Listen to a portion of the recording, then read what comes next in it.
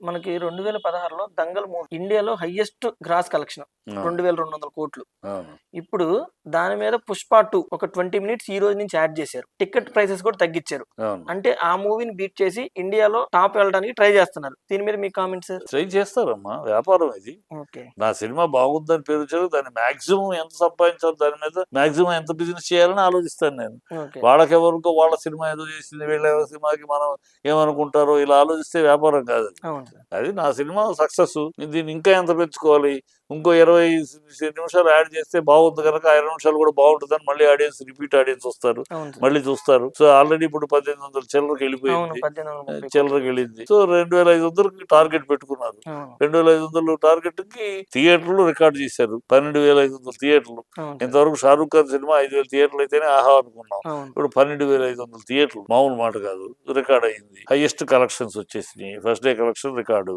So total కూడా 25 reach అవ్వాలని వాళ్ళు రాపతలేము. తప్పే ఉంది, వ్యాపారం అది. వ్యాపారంలో ఏదో వాళ్ళ ఒలింపిక్స్ లో పరిగెత్తేవాడు ఫస్ట్ ప్రైజ్ కి వెళ్ళాలని చూస్తాడు కానీ, అయ్యో మనం ఫస్ట్ ప్రైజ్ కి వెళ్తే సెకండ్ ప్రైజ్ వాడు పోయి సంవత్సరం ఫస్ట్ ప్రైజ్ వచ్చినాడు బాధపడతాడేమో అనుకుంటాడు. అవునవును. సో ఫస్ట్ ప్రైజ్ కోసం ప్రయత్నం, పోరాటం, పరిగెట్టు అంతే, పరిగెడతా ఉంటాం, దాంట్లో ఏం తప్పులేదు.